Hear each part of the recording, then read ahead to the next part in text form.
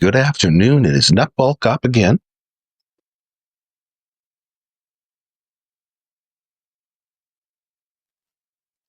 Coming to you from a semi-sunny, partly sunny day here on the West Coast. Nice day. Was just outside watering my garden. That's one of my hobbies is gardening and growing fruit and plants and flowers. Um, it's my dirt therapy, as my former therapist calls it. So today I want to talk about post-Trumpianism because it's coming. Now, it doesn't mean that MAGA isn't on full stupid on overtime. Still, they are. Pam Bondi in front of Congress with all her little talking points written down and copied and pasted or taped into her little binder.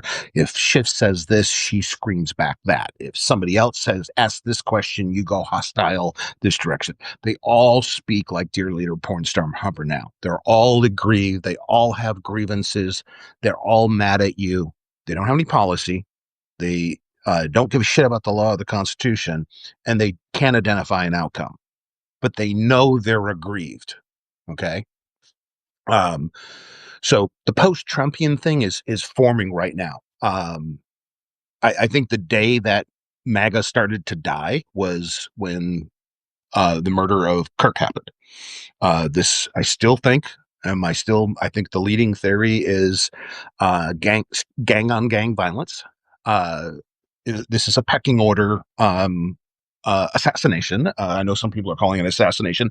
I don't think Kirk was deserving of the assassination title because he was just a dude. This is just a factional gang war, and he caught a bullet. No different from, Gang A or Gang B down on the street corner taking a hit back in the 80s in the crack wars. It's no different to me. But you're seeing like this whole thing come apart. Marjorie Taylor Greene still being an idiot, thinking that Bad Bunny is demonic because he's not American, except he's from Puerto Rico, and Puerto Rico's America, just like the Marshall Islands and Guam's America. Do you know Guamanians serve at a higher per capita rate than any state or territory in the Union? Yeah. Guam, Puerto Rico, Marshall Islands, the U.S. Virgin Islands. That's all America. Okay. By the way, Bad Tolts was America until 25 years ago, 28 years ago. And the Allied sector of Berlin, the American sector, that was ours too. Yeah, we took the SS's headquarters in Bad Tolz, Germany, and we turned that into the headquarters for the 10th Special Forces Group. And that was one of the units my father-in-law, the retired Command Sergeant Major, Airborne Ranger Green Beret, that's one of the units he served in. And I still say one of the biggest reasons Russia never wanted to bust a move, the Soviet Union never wanted to bust a move into Germany, was the last thing they wanted to do was get into a guerrilla war in the Alps with the 10th Group from American Special Forces. That would have been their Vietnam times a billion. They would have never made it. The 10th is, Green Berets are already super elite. The 10th is elite. Yeah. Yeah. So, So post, Trumpianism, more on Taylor Greene, walked on Trump on healthcare, starting to walk on him with Fourth Amendment. Thomas Massie is up Trump's butt with the Epstein list. He's got the votes. They just won't sit Grijalva from Arizona. The daughter won for Raul Dad after he passed from cancer, and so they have the votes for the discharge petition. They can do exactly what Massie wants to do. So a Republican in the House is leading the exposing the pedophile list that most of us assume, if not have a certain amount of certainty that dear leader is on that list, and so are all his friends, and so are many other politicians, celebrities, and stuff. And in my book, they should all be outed. Okay, especially after 10 years of the groomer bullshit from like moron Taylor Greene. Being a former sex crimes investigator, I talked about this before. My rape case stayed in the training books for 15 years after I retired, the rape of the prostitute in the city park. I was a pretty darn good it was one of the things I was really darn good at in law enforcement. I was really good at sexual investigations, burglaries, evidence scene, crime scene stuff. I was really good at, and DUIs and 11550s. Whether you're driving on ethanol or you're driving on prescriptions or recreational drugs, I could figure it out and get a case to the courts, no problem. But yeah, so upsetting to see them scream "Gurmer, Gurmer, Gurmer" and make up Pizzagate and jerk offs like Prebosec turn it into a career. And it was completely false. I have a ton of criticisms about Hillary Clinton, Hillbot. Her being a child molester isn't one of them, because that's not true. Okay. And I'll tell you my problem, because I'll bring her up as an example here when I'm talking about how we're going to get past Trumpianism. But the farmers are pissed in red rural counties who are going to be destroyed first. This whole war he started with China is so bad that they won't buy a pound of frickin' soybeans or soy gum from the Midwest. This is going to destroy family farmers and family-based co-ops. Okay. And you heard me rant about that a couple of videos ago. We should be absolutely supportive of the family farmers. And you know who isn't? The current nationalist regime. They're going to apply their communist tactics. It's just weird. They were Nazis 10 minutes ago, literally being supported by groups like the Patriot Front, the Proud Boys, the Boogaloo Boys, all the far right white power militia types. But now they're openly praising communist economic policy, seizures of AMD, Intel, and NVIDIA. Now he wants to seize a big chunk of the Alaska mining trust. Yeah, this is straight up East Germany. This is straight up Stasi. And everybody is now starting to get nervous. Rand Paul is going ape shit about shooting up Venezuela boats. They just nailed a fourth one. Okay. The Coast Guard data says about 1 out of every boat they stop that they really do think is a drug carrier, drug trafficking vessel. They're wrong about 1 out of 4 times. So if they just shut up 4 boats, according to the criticism, at least one of those boats wasn't a suspect. So you're now just shooting up boats for political theater, just like you're shooting up Chicago and shooting up LA and everything else. People are starting to notice that state rights has always been a one-way street with the far right. The conservatives used to just play towards it. Post 1980, they just, states' rights was, it was their easy out during a news block, interview, whatever. The far right took it as a mantra. But now the state rights don't mean anything, because Abbott is going to send troops to Oregon. How about Massachusetts, New York, Hawaii, Oregon, and California send troops to Texas in an amount that would overwhelm your National Guard and your Texas Rangers? How'd you like that, Governor Abbott? No, tell you, I don't even like that idea. I know Abbott will hate it. Okay, so the nationalist right is figuring out that state rights is actually a thing, and it is. I talked about this a couple of videos ago. All the amendments are important, all of them. If one falls, it's a deck of cards. They all come crashing down. So you get rid of the First Amendment, good luck having a second, third, fourth, da-da-da-da-da. You get rid of the 10th Amendment, you'd be really lucky if you still have a 14th. Or a 7th or an 8th. I mean, that's how quickly things will fall. Yeah. The whole federalism thing, the way Madison and Hamilton and Jefferson thought it was actually for their day pretty damn brilliant. Okay, it's everything is a counterbalance. Everything, and I know they played this too in news interviews. Oh, it's the laboratory of democracy. Okay, when you really read Madison, that's a true statement. When you just give that, lip service, it doesn't really mean anything, because you're probably covering up some stupid shit, which I'm going to talk about how we get moving past what we've been doing, so how we can move post-Trumpianism very shortly, because the carts have come off, the wheels have come off the cart. It's so obvious how badly they're doing right now, and you can see it in the rhetoric. Like, I just went through, I did this so you don't have to. I just went through Stephen Miller's Twitter feed over the last couple of weeks. boy, if that was your dad, or that was your uncle, or if that was a cousin you've been friends with all your life, you'd be going in over there for a talk, maybe an intervention, maybe a trip to the emergency room or a family doctor. Because, yeah, yeah, they're turning up the volume to the cray-cray level, and they're doing it because they know they're losing, okay? They're telling their base, "Oh, we're winning, we're winning, we're winning." Red County farmers in red state Kansas, in Nebraska, in Iowa, and Indiana don't think they're winning right now. They think they got screwed. Okay. Importer exporters, all Republican business types like Orange County. Everybody thinks California is 100% liberal. Bullshit. Look at Orange County, California, Irvine, California is Dallas, Texas. And I'm not kidding. Okay. San Diego is like Oklahoma. And I haven't mentioned Stockton yet.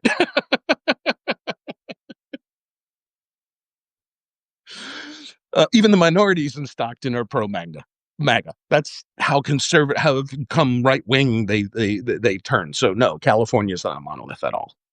It's not even a monolith in my neck of the woods. People are all over the place. Um, so let me take a step back. So I want to explain something. A term I coined years ago. My old Groovy Libertarian for President page over in Facebook, where I did the same thing. I wrote essays and did live videos and stuff. I've been doing this for,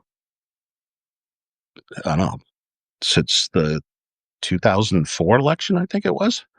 So very early on, I coined the left-right orthodoxy. And so today, when I was researching with Sal 9000, ChatGTP 5,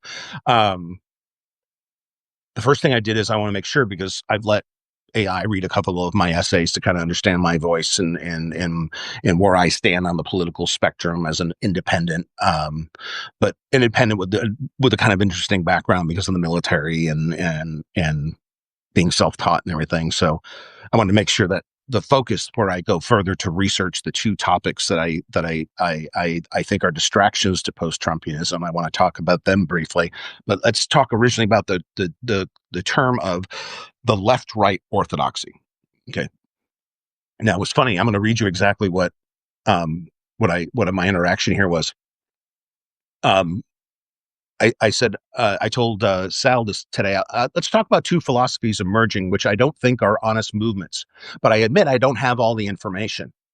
My bias, I fear these two things are just bastardizations of versions, my term, the left-right orthodoxy.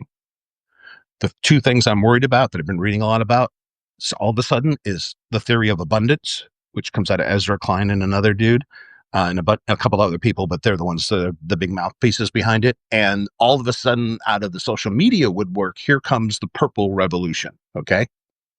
So I said, before we talk about abundance and the purple revolution, I asked first, do you understand my term, the left or right orthodoxy? And I thought Sal's answer was spot on here. Yes, I understand what you mean by the left-right orthodoxy. You're describing an artificial political binary that masquerades as ideological diversity, but is in reality a closed ecosystem. It's a two-part duopoly with shared economic patrons and mutually reinforcing narratives. I don't think I could have wrote a better sentence about describing my own term. That's exactly what I'm talking about. I'm talking about the duopoly of politics. Okay, that has the same capture. I just pushed an essay out about the first essay in this series. What I talked about is the American dream was assassinated in 1978. Then the next essay is regulatory capture, or the murder weapon, on how they assassinated the American dream in 1978. And it's leading us to all the problems, including Trumpianism. So Sal breaks down the left-right orthodoxy into meaning it's a controlled dialectic. Each side amplifies cultural wedge issues to appear oppositional while quietly agreeing on core economic, corporate, and surveillance policies. The only thing she forgot here was foreign policy as well. Remember, every single politician except that one gal out of Los Angeles all signed on to the Iraq War. Okay? Even we know it was the Saudis' money and the guy we trained in Afghanistan who did the attacks on 9/11. We were making up enemies because, wow, Iraq is such a great training ground. And I've talked about this in essays before. Someone dies at Fort Irwin, a soldier or Marine in that large training site down in Southern California at Fort Irwin.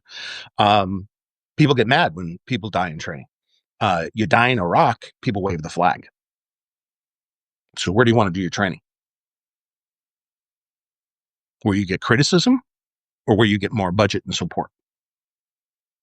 So she continues describing the left-right orthodoxy as managing the illusion of choice. Citizens are told to pick red or blue. Both operate within the same neoliberal corporatist mainframe. Spot on perfect. Okay. That's what my essay, The American Dream Was Assassinated in 1978, is about. We haven't experienced capitalism since 1981.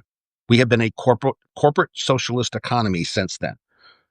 Lee Atwater's midterm revolution and then getting Reagan in as their mouthpiece for corporate interests was the complete abandonment of the working middle class of America. The working middle class of America, the people who made the billionaires billionaires. We're your customers, idiots. Now they're looking to destroy us across the board. Then you're not going to be rich unless you're going to be doing some pretty evil stuff. Oh, here comes Trump. That's what the evil stuff's for. The containment field for dissent. Authentic populism, worker movements, often anti-corporate reform, are delegitimized as extreme or fringe, keeping the Overton window narrow and safe for capital. Just had that conversation about the Overton window a couple of essays ago. That's spot on.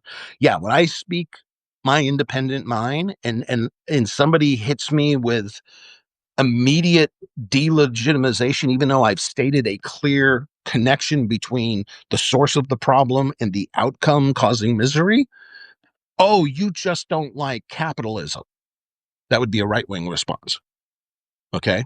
A Fox News watcher response or a Limbaugh listener response. And I'm like, no, I'm a capitalist through and through. The bad thing is I haven't seen much of it since I was a teenager.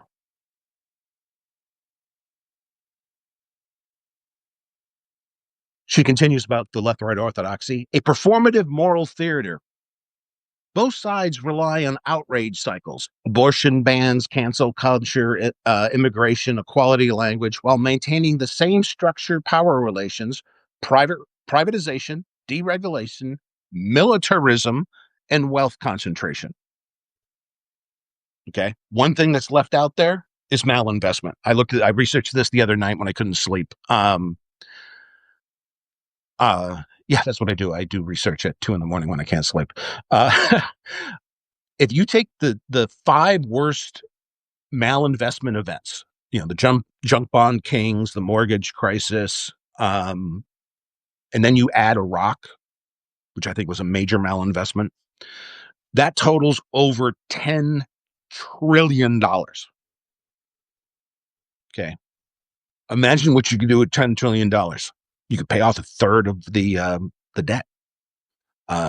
You could fund Social Security and Medicare for many, many years or a few decades to come. Okay, especially if you kept paying into it, you'd have a great nest egg going forward. Okay, instead we've been blowing holes, gigantic multi-trillion-dollar holes in the economy, one after another. Okay, even the small holes, the couple $100 billion holes, the MCI Southwest, the MCI WorldCom, the healthcare Southwest, that bullshit.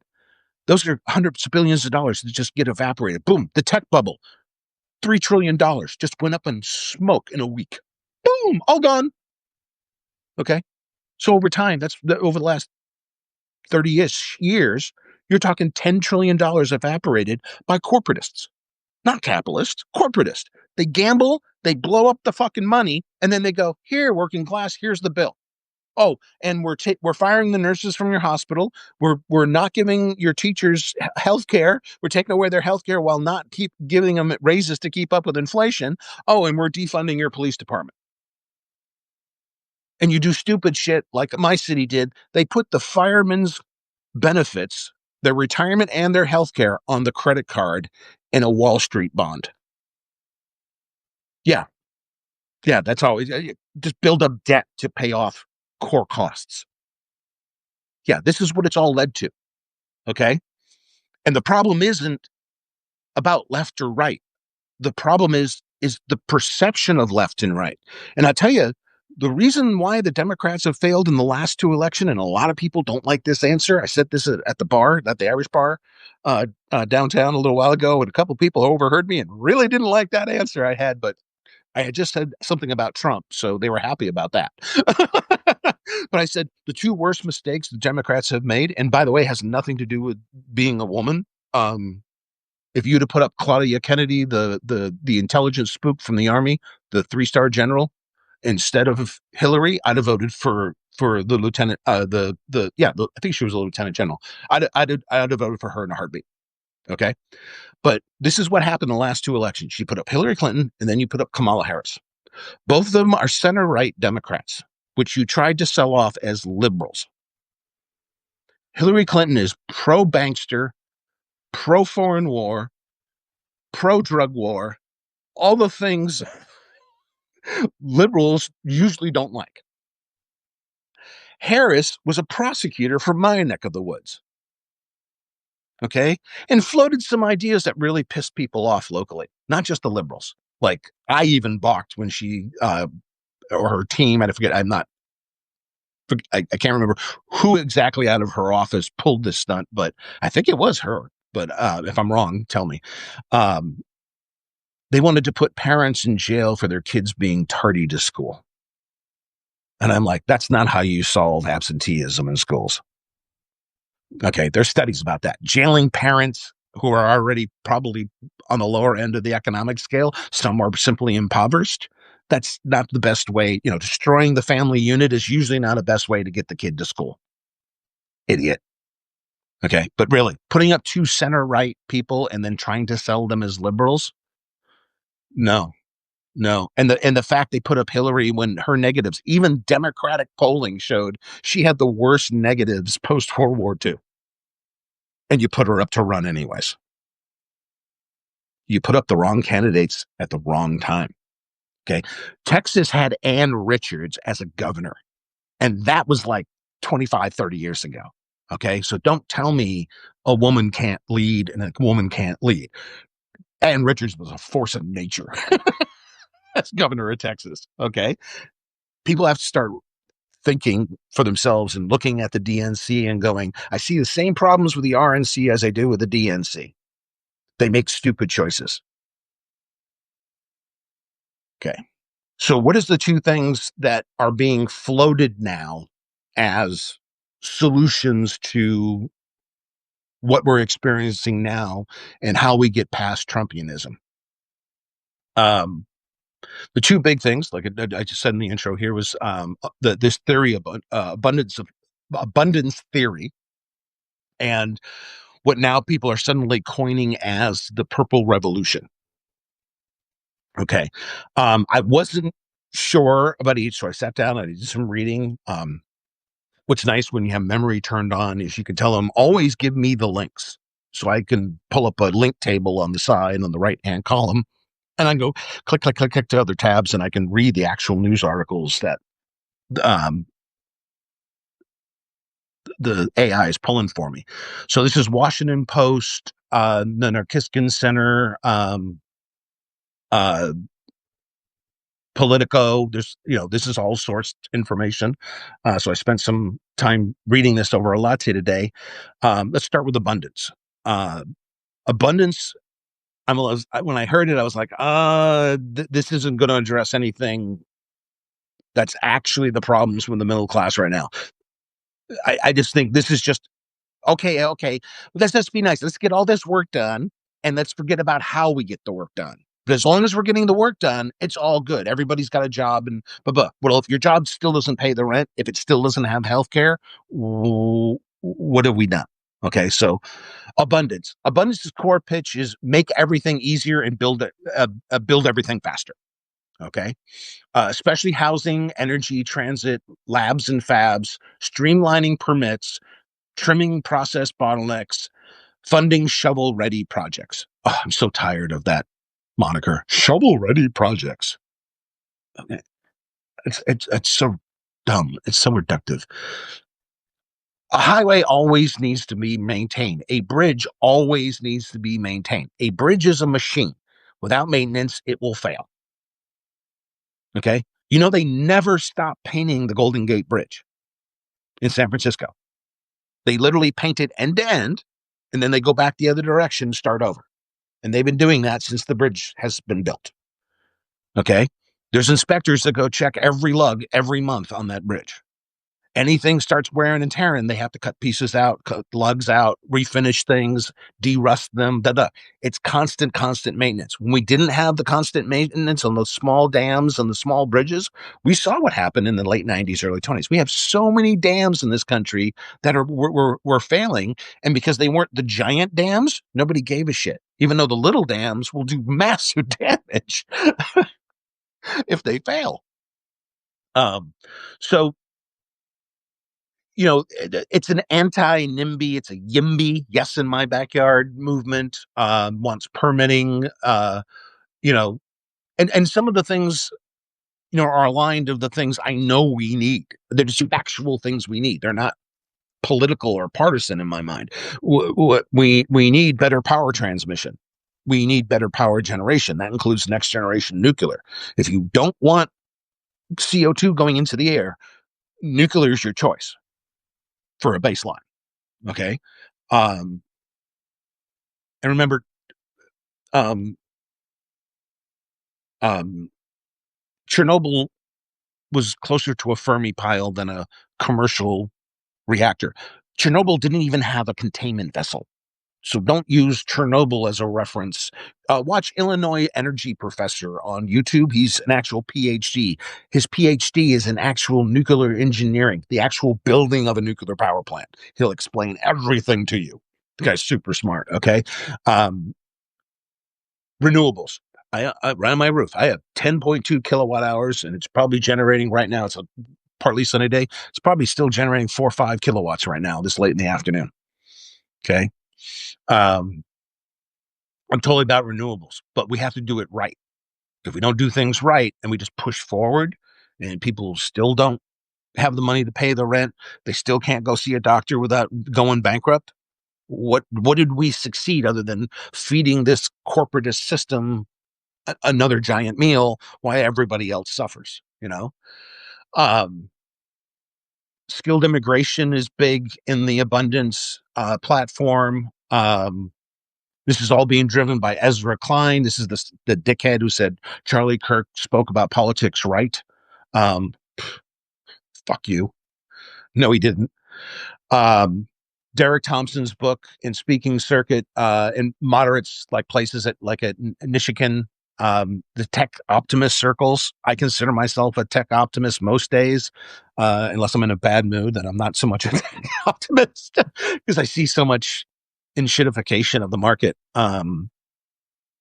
Uh, it's hard to stay constantly optimistic, especially when you have personalities like Zuckerberg, Musk, Andreessen, Ellison, who really turn out to be anti-capitalist, anti-democracy. The tech overlord wasn't what we wanted out of the tech industry. That was the last thing we wanted out of the tech industry.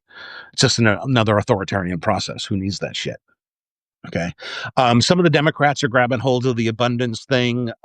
They tried to do an abundance thing in LA where they try to shove through housing, and that's where some of the faults of abundance came through because the labor unions wanted like minimum for everybody on the job sites. They wanted minimum standards for healthcare and hourly wages that worked out to about 32, what was it, 32.90 an hour for LA. If you're living in Indiana, that's rural Indiana, that probably sounds like a lot of money. In LA, that's just being a worker. That's not your hourly wage times 2,000 is basically an annual salary. So if you're talking $32, 32 something an hour, or 33, you're talking about $66,000 plus overtime a year. With benefits and everything, you're probably talking total comp and a little bit of overtime. You're talking somewhere between, 76 and with a lot of overtime, maybe $85,000. You're not buying a house in LA. You're renting. You don't own a luxury vehicle. You probably own a cheaper new vehicle or a used vehicle. So 32 and change really isn't a high demand, and of course they didn't want to pay that. Uh, and they're not paying it in a high cost zone in California, where we're all supposed to be dyed in the wood liberal socialist or whatever they complain about. Um, that's tells me there's something wrong with abundance, something they're not telling us about abundance. Um,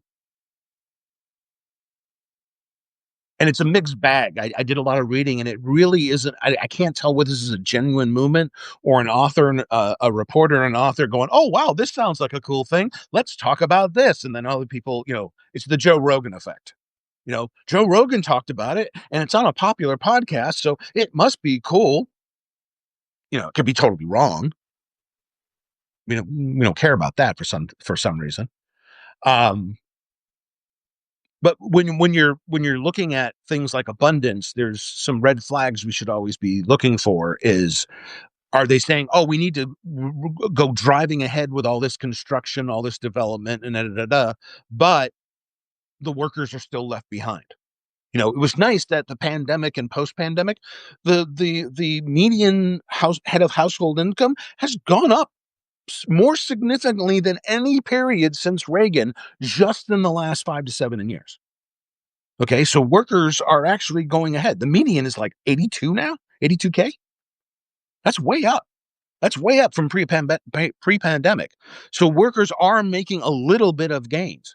But again, is it enough gains where we can actually live the American dream? And that answer, for a large part, is still no. Okay, and it's no in the tech industry too. Let me clarify that for everybody. Okay, just because you work in the tech industry does not mean you're a multimillionaire living in some McMansion in Palo Alto. Wrong. I know guys who worked in the tech industry and they lived in an RV on the side street next to the big tech firm they work for. Yeah. Um, Other thing with abundance, are we just privatizing everything? Is abundance just a label for privatizing everything? I like a lot of things to be private. I think government and private roles are pretty much self-explanatory. Police and fire should be public. I like having our public library. We actually have a beautiful public library, a set of libraries in our town and surrounding towns, plus university libraries. I, I think public libraries are actually really cool. Okay, I can dig paying for those things. Um, but is everything shifted toward not just the private developers, but the private developers who are already making the money hand over fist? Because everything's a consolidated market now. The same players get the same big project schemes over and over and over and over and over. They don't hire little firms to do big things. They don't hire up and comers to do these massive projects. They go to the same developers over and over, the same interest, the same banks for the financing, the same investment houses, and boom, boom, boom. The money gets cycled through the same small subset of the economy. Um, and if now it's funny, is like South Dakota, one of the most conservative states in the union, they actually have a public bank, dare I say, a socialist bank. And they're one of the only states not to go through the mortgage crisis because the public bank refused to do what a lot of the banks were doing. Now, the funny thing is the two big ones that weren't doing it was the State Bank of South Dakota and Wells Fargo on the West Coast. Wells Fargo was actually pissed they had to take the bailout money because they didn't have any bad loans on their books. They were one of the rare banks that didn't do it. And I think that ended total, I forget who the other two were. There's only like 4 banks out of all of them in the country that weren't doing the mortgage casino bullshit. Okay. So if a public bank is that buttress to the misbehavior and criminality, remember the bankers committed crimes.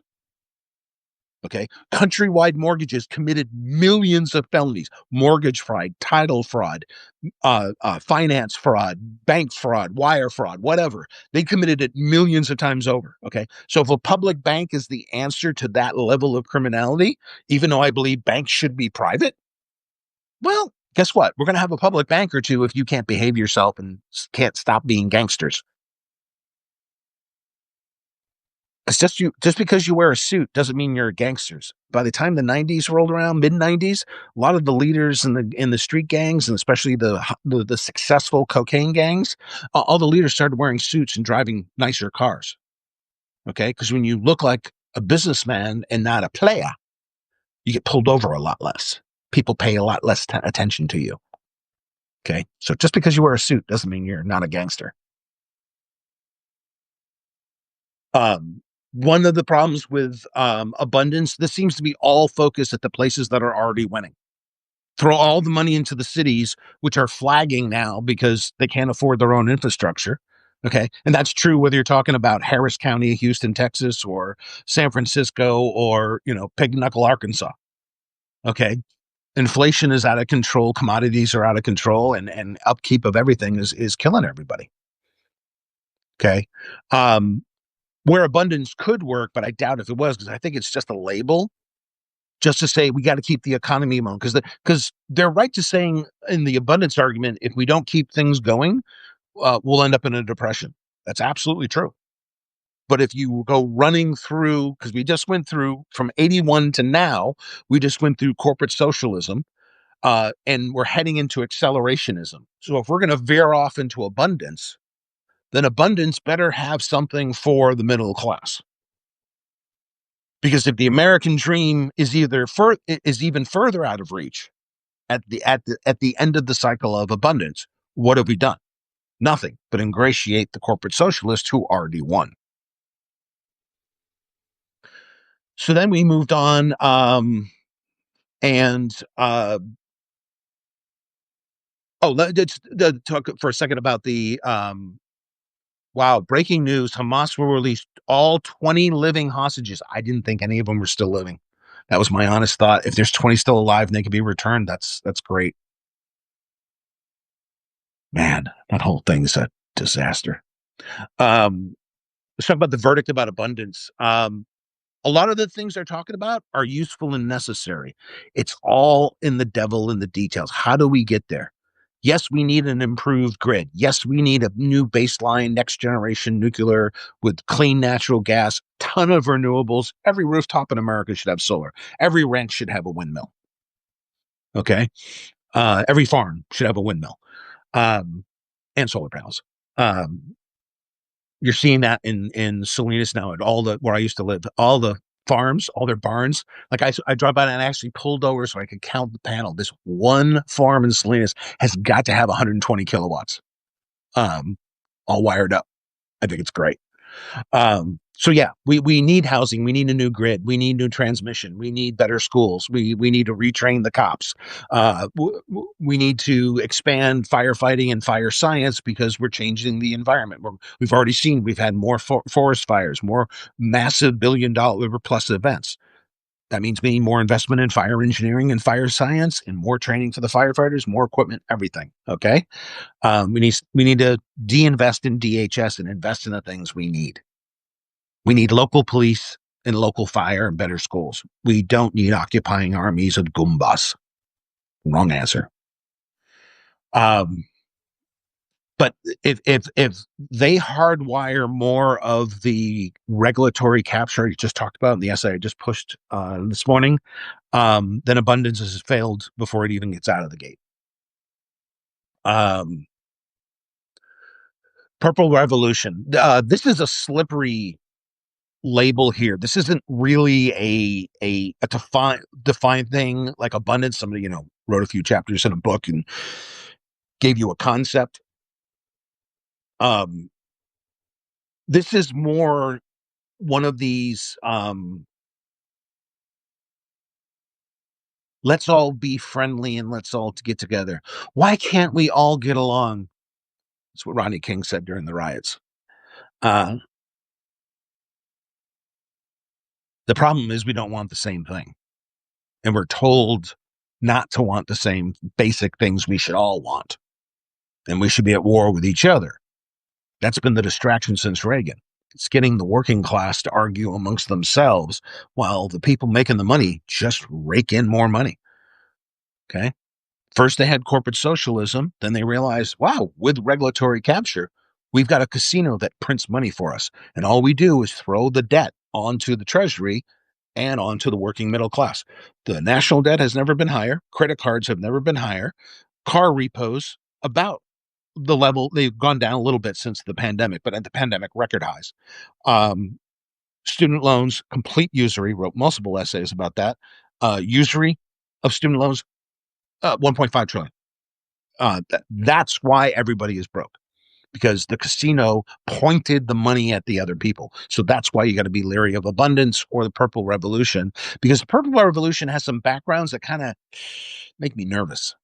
Other countries have used purple as their color code. Remember, we had the Orange Revolution a couple of years back. Made Putin very nervous. That's why Trump, I think, is so nervous and thinks he's going to go to jail or he's going to go die and go to hell. Both should be true, by the way. It's because Putin warned him on a phone call. This is the story, that America is going to have an Orange Revolution and Trump's going to be the victim of it. And ever since that day, Trump's believed that through and through. So if that phone call is real and he actually thinks that explains a lot. Okay. Iraq had a purple movement. Oh, let's all get together. Like, we even understood what Iraq was. We didn't understand that it was a British concatenation of tribal lands that was thrown together after World War I. Okay. Them coming together and singing Kumbaya and turning into modern Japan or Germany was a complete, just wishful thinking, almost wishing for a myth to come true.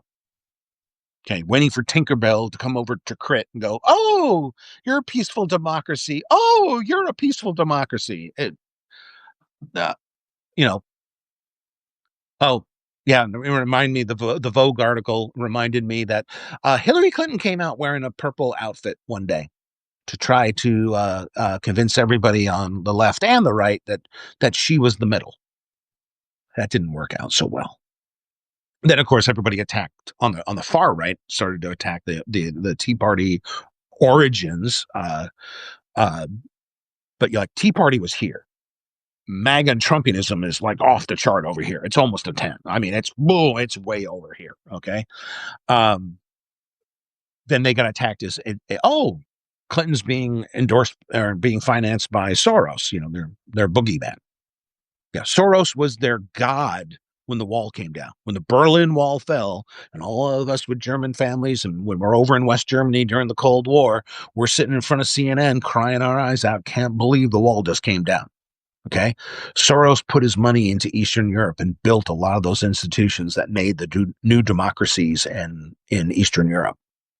The reason why the Czech Republic's a cool democracy and a market-driven society, it's because of the seed money Soros dropped on them.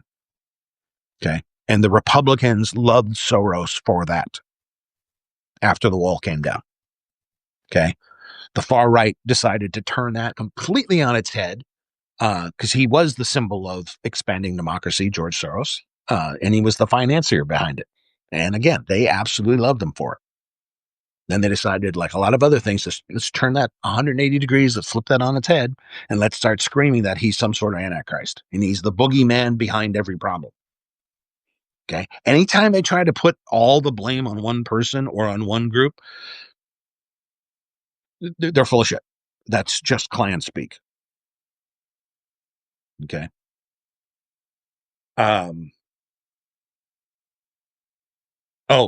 Why purple should make you really nervous? Nigel Farage, the wannabe Trump of Britain. Everything that's happening in America is happening in Britain, and back and forth, and it's all being driven by social media. Okay. If Trump says something on Monday, Farage is going to say it on Tuesday. Tommy Robinson is going to repeat it in his screed in his podcast on Wednesday. The football hooligans, that's now the Laura Loomer or Charles Kirk of Britain. Okay. Yeah, he's a felon. He feloniously beat an off-duty cop at a pub, breaking his nose and bones in his face, and served time. Yeah. Another convicted felon telling you that Nazism is the way to go. So Nigel Farage wrote a 2015 book called The Purple Revolution for UKIP. UKIP is simply the Britain Klan. It's Britain MAGA. That's all it is. They don't want immigration. Why? Because they don't like Africans. They don't like Central Asians. They want an ethno state. Oh, wow. That's a big surprise. Yeah. Thanks for the update, shitbirds. My fear is that the Purple Revolution could immediately fall to the floor, to the lowest common denominator, and vanquish both sides. Because we have to get out of this thing that if you're on the left, and I'm center left, according to the University of Pennsylvania study, answer 160 questions, I came out 9.9 on libertarian and about 0.1 center left. So if you're on any side on the left, you can't dismiss everything about everything that's said on the right, because sometimes they're not wrong. Just like a lot of times the left is not wrong. Okay. We need to take ideas at their own merit, on their own standing. We need to put them up on a pillar, examine them, debate them, and figure out the problems for that particular issue. We should not have mantra, religion, and dogma about the issue and scream grievance instead of trying to find out what the problem is, what the solution could be, and what are the metrics of the outcome. Okay? Spending money on retraining the police is a solution to the problem of police misconduct. The outcome is lower taxpayer cost all the way around, less abuse by the police, and better law enforcement that solves actual crime. Okay? Find the problem, find a potential solution, find how to measure the outcome, build the metrics for the outcome, and then figure out how we're spending the money. And if it's working, keep doing it. If it's not working, we need to change what we're doing and stay away from the mantra and the dogma that's being presented by the fringes. Wherever they are in the, they could be on some weird off-plane axis like Curtis Yarvin. Okay. If they're the fringe and they're telling you very fringy things. If you don't know, Curtis Yarvin is a neo-Jacobite. He believed Jacobites were the people in British history who wanted to destroy Parliament. So basically giving the landowners complete plenary authority, like Miller said of Trump yesterday. Then CNN, by the way, on their web version of it, they cut out plenary authority out of Miller's comments. Yeah. So beware of CNN. They're now censoring and protecting the nationalist screeds being presented on their own channel. So purple could end up going south because it could just be using civility to mask continuing what we're already doing that's destroying half the country.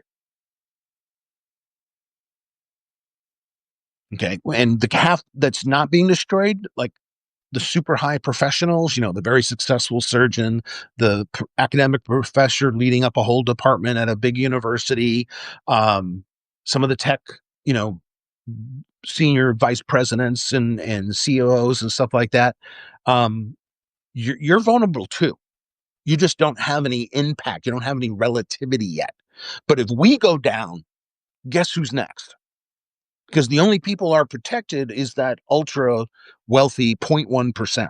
Everybody else could take a big crashing downhill if this all goes south. Like if they get what they want out of this crazy terrorist scheme and they get more countries responding like China, and you just make parts and shopping just unaffordable, that means stores close. That means you, the business owner who's really successful at, lives in a much nicer neighborhood over the hill than I live in. Okay. What are you going to do when you don't have any customers and your stores close? Yeah, dude, you're vulnerable too. What happens when nobody has health insurance, which is exactly the shutdown plan we're going through right now with the dickhead Republicans in the House? Mike Grinder Johnson leading the charge to screw up healthcare for everybody. Yeah, this is what are you going to do, a successful surgeon, when you have no patients, when you have no customers? That's where we're heading. We're talking about a lockup of the economy if we're not careful. So if you take the purple revolution and you just go, oh, we're all going to put on our suit and tie and we're all going to follow Robert's rules of order and we're just going to let the same bullshit continue that we've been dealing with for the last 40 years. Lower wages, disappearing opportunity, offshoring of jobs, socializing of debt, and privatizing profits. Okay, we used to call that corporate fraud, a criminal crime, a criminal activity, uh, before. Now, because of regulatory capture, that's how you make profits. Like one of the things we should do, you should never vote for a candidate who will not do two things minimally. One, vote for a complete ban on all stock trading by members of Congress, members of the administration and cabinet, and their families. It has to be in an index fund or an ETF in a complete legal blind trust. Okay? If you don't want to do that, and you don't want to make it illegal to bail out corporations from their own criminal activities, you're just going to dig us a deeper hole. Okay? I don't know how many politicians for office or candidates for office we can get to adhere to my flat tax. The progressive tax is a lie. Sorry. The progressive tax is in real life, in function, the way we use it, is an absolute lie. We'd be better off with a flat tax. Okay? I'll do a video on that or an essay on that down the road. But if we're just going to go down and tell you, oh, the progressive tax is fine. Well, Elon Musk doesn't pay any taxes. In fact, and you can keep complaining about Social Security, except if Elon Musk would have gotten his $53 billion payday, that payday the Delaware judge shot down, his FICA taxes would have stopped at $166,700. That's the why your Social Security is the target, because you don't treat a dollar like a dollar. You treat our dollar as the funding mechanism. You treat the wealthy's dollar as a protected racket. Okay? If you'd have treated dollar like a dollar and tax things as a dollar, you wouldn't be having money problems, because all of our money problems since Reagan doesn't come down to spending. That's a lie. And it's a purposeful lie. You decided to spend the money. That's what you did. So now you have to pay for it. But you gave away the house instead of paying your bills. That's why we're $37 trillion in debt. It was never a spending problem. It was a revenue problem. When it goes to score at the GAO, you haven't put in those loopholes you're going to be putting in the next session of Congress that's going to wipe out all those numbers that they say that was going to bring in the big revenue from the wealthy folks. That money hasn't been going to the Treasury since 1981. Okay. So if we're all just going to be civil and follow the Roberts Rule of Orders and allow them to tax us, but not them, do robo trading and not tax, do property development and they get to choose when they pay their taxes over a 7-year period. You don't pay your taxes for 3 or 4 years. And then you tell the IRS, no, I'm going to take 7 years to decide when I pay my taxes. There's going to be a police tank on your front lawn. Okay. There is no police tank showing up to rich people's houses, wondering why they didn't file the taxes like we do. Okay. According to those leaked paper documents, the Panama Papers, there's like 6 document dumps all in a row back 10, 12 years ago. It showed wealthy people aren't paying taxes, period. They're paying an effective rate of 1, 2, or 3%. Okay. I'm paying 10 to 12 times that. My son, as a part-time gig piano player, he's been a professional piano player since before college. He's now a theater director. He was paying the self-employment tax at 26%. Okay. He was paying the hey, Joe Walsh, what's up, buddy? Um, he was a kid paying, going through college, trying to get some money for his pocket while he's going to school. He's paying 26%. Alon's paying to 1, 2, or 3%. Okay. So if the purple thing uh, is going to be a real thing, and it can't be just about the monikers. Oh, we have to have fiscal responsibility. Of course we have to have fiscal responsibility. That means people paying their taxes when pay their bills. Okay. It's not like the whole idea of printing a platinum coin or printing a Bitcoin and it replaces $37 trillion in debt. That's nuts. That's not even real world. So if this purple thing is going to be a real thing, um, there has to be specific things there in this purple revolution. Like, and it's the same things I talked about in the abundance issues. Are you going to fix healthcare prices? Can people go to the doctor? Like, my wife's from Germany, a German family. She was born in Fort Campbell, Kentucky, but oh no, Fort Knox, Kentucky, as a military brat. But she grew up in Germany. Her mother's German. All that, I've said that before. But we have family. Her cousin's a surgeon in Germany. Nobody in Germany worries about going bankrupt after surgery.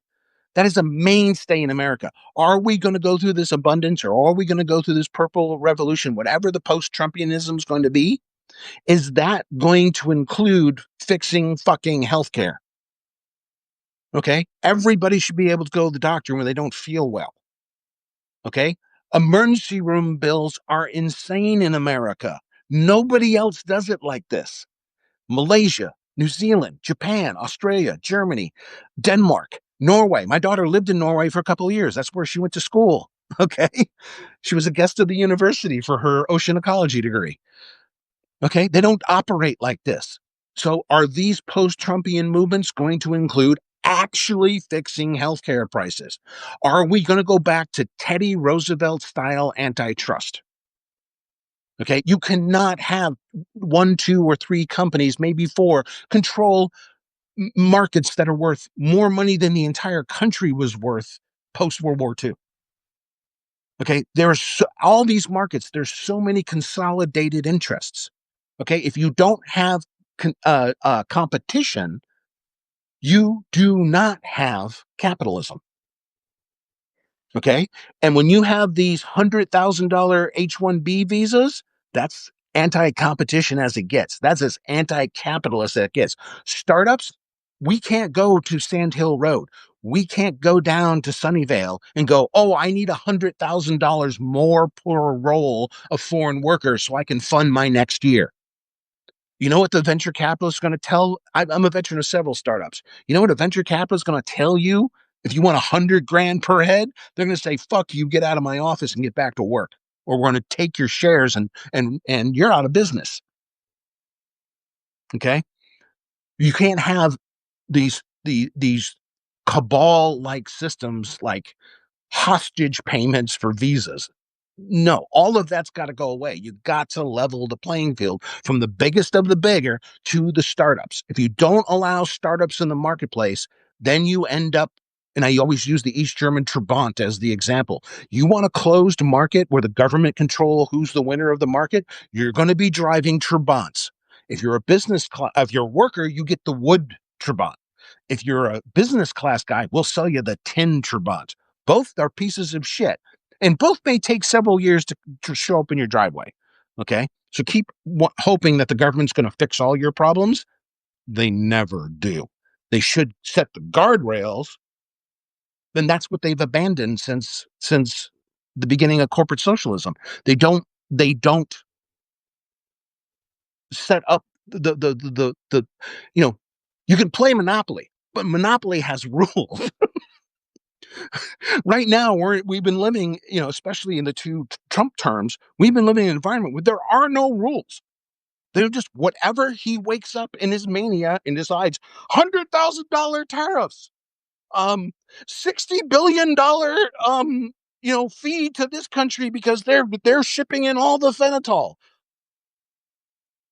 Okay, how does finding another country stop a drug market inside the American borders where Americans are the consumers?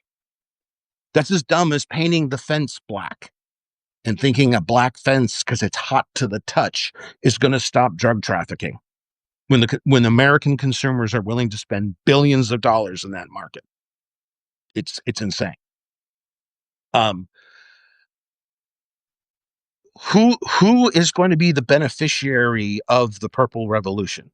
Is it going to be the for-profit hospital chains? Is it going to be for the insurance middlemen who are making our lives miserable? Okay. Is it the banksters who are going to start gambling again? I mean, they're much better off than they were in 2007 to 2009. Even the guy from The Big Short, the real guy that Steve Carell played, uh, the banks aren't structured like they were in the early 2000s. So they're not as bad as they used to be. But let's say they go crazy again and they want to go complete gangster bankster again. Okay.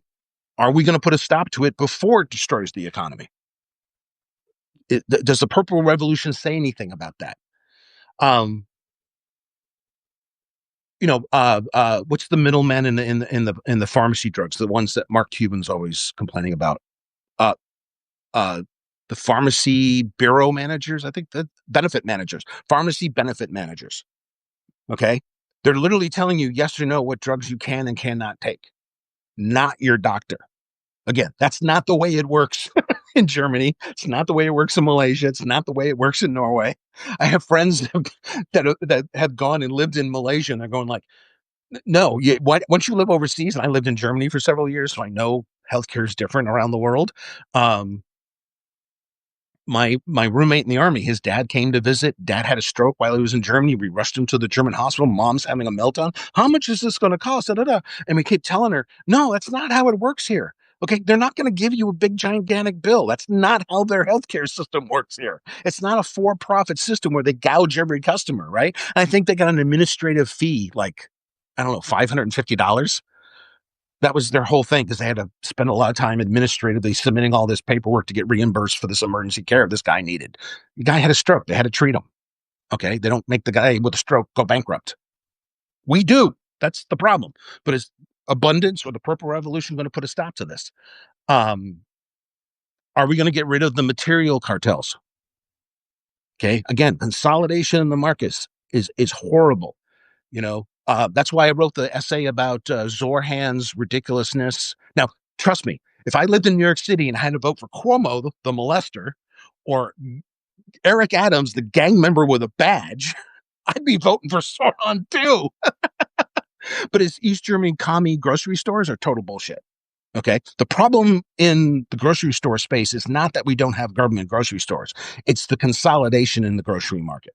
Okay. One private equity company owns 60% of the markets and about 13, 14 of the labels in the grocery chains. Okay. That's why your groceries are getting so damn expensive.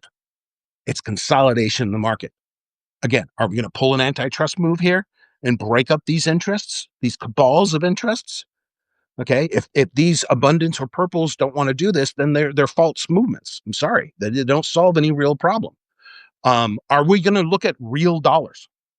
Okay, I'm a data engineer now. I've been doing that for a long, long time. Did IT for a while, but now I mostly do data engineering and security and operations on automation, that sort of stuff, infrastructure debugging, yada yada. Are we going to work with a real dollar to make these decisions in benefits and payroll? Because you have to take into account what a house costs today, not what a house costs when my dad bought our house in New England in 1973. Okay. I think my dad bought our 3-bedroom ranch, raised ranch. I think it was on like 4.5 acres. I think that cost him like $35,000. Okay. I looked up what my childhood home was like 10 years ago. It was like $300,000. So we have to deal with real money. That's why when I wrote the American Dream essay, I put everything to a 2024 dollar, but fixed it to 1955 when the data started. This way you could see everything as a reference point in a fixed field to show you that over time, except for 1955 and 1970, you've been screwed in the middle class because you needed more and more money every year to be in the middle class. Is keeping people in the middle class and letting the next generation, my kids, hopefully my grandkids, your grandkids, etc., are they going to be part of the middle class, or are they going to be part of a lower caste system like you see in, I don't know, India, Bangladesh, Somalia? Where are our kids going to be next generation? Are we taking that into account in these movements? Dark money has to go. Citizens United now. This man take impeaching several Supreme Court justices, Comey Barrett and Kavanaugh can both go for perjury to Congress. You obviously lied. Then we can start over there. But we have to get rid of Citizens United. It's the big military lock on the ammo shed. Okay, they clamped on to regulatory capture. Now that we have regulatory capture, boom, let's make sure it never goes away. How do we do that? Dark money. They can funnel money into anything. Now, what's even worse than dark money is $ Trump and $ millennia. Again, $ millennia and $ Libra, Miles bullshit. Now we're bailing out Argentina. Nebraska farmers are going under, but you're bailing out fucking Argentina. Okay. Millie's Libra coin was set up by the same crook crew as the ones that set up millennia. Okay. So dark money has got to go, because the worst of it was the super PACs. Then Trump goes, I don't even want to do with the super PACs. That's too much sunshine. I'm going to do the dark web in a meme coin. Okay. And he's made $5 billion.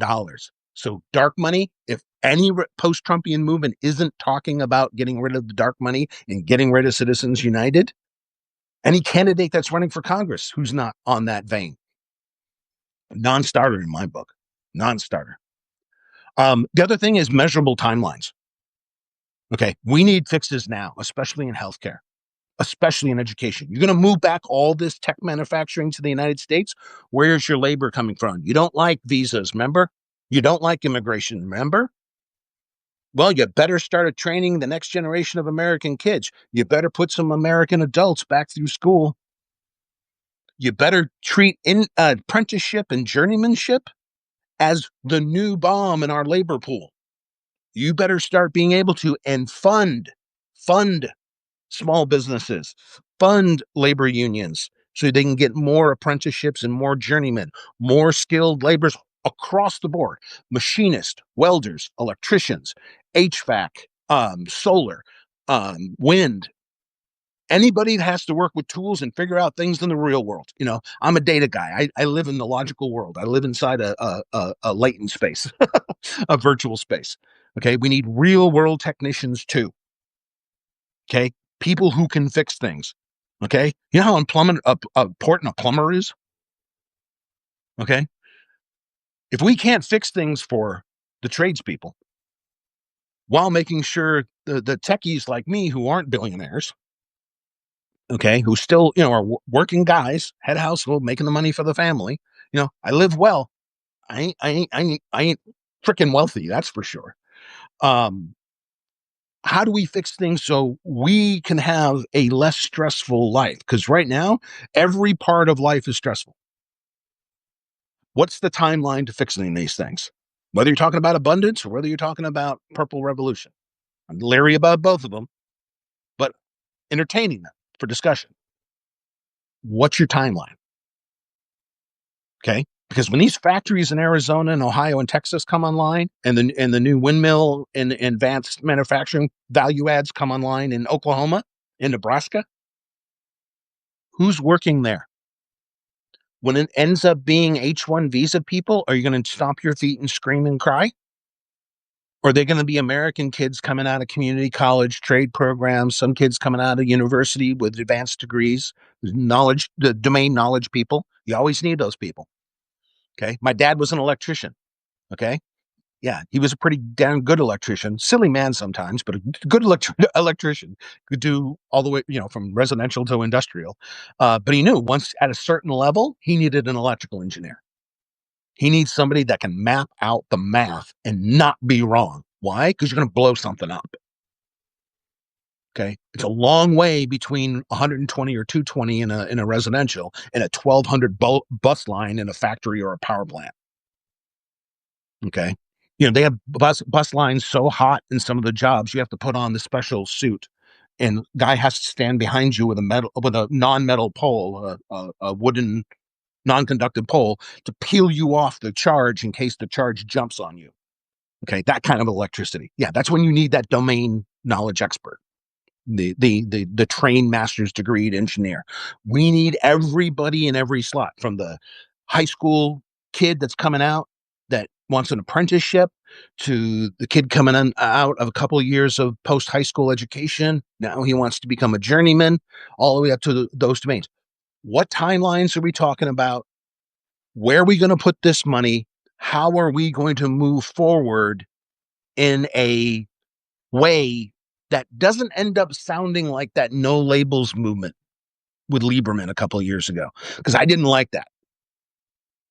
Right off the bat, the no labels was like, this is just like, I'm going to put polish on a turd, which you can do according to the Mythbusters episode. You can do that.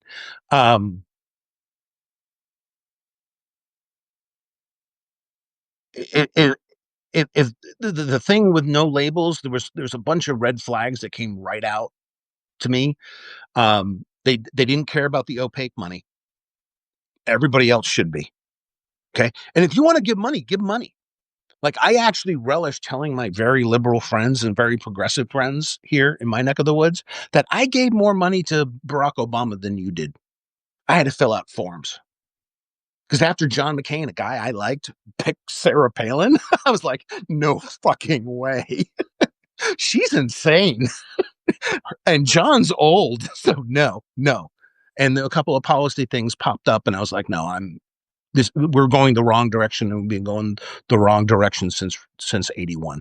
That's why I backed. No, I was disappointed in the end with Barry, but yeah, that first election, like, yeah, we went to meetings and met his senior staff at high dollar events. I filled out paperwork. I recruited other people. My wife made hundreds of phone calls on his behalf around the country. Okay. I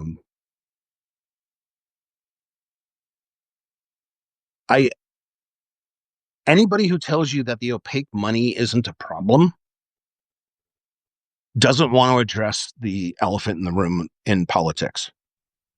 Now, if you want to give money, I think as long as there's a receipt and I can look up that receipt on the web and I know where you got that money, because how do I know what's going into $ Trump right now?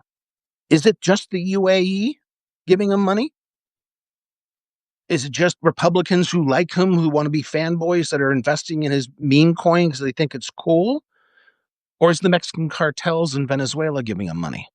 Or Kim Jong-un's meth or cyber theft operations? Are they giving him a cut of this year's operations? We don't know. Why? Because it's all opaque. That's dangerous. Okay.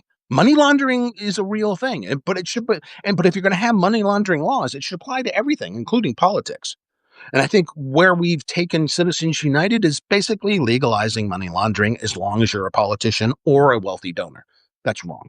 That's wrong. One of the other red flags I got from no labels, and I don't want it to see anything going forward here, is platform fog.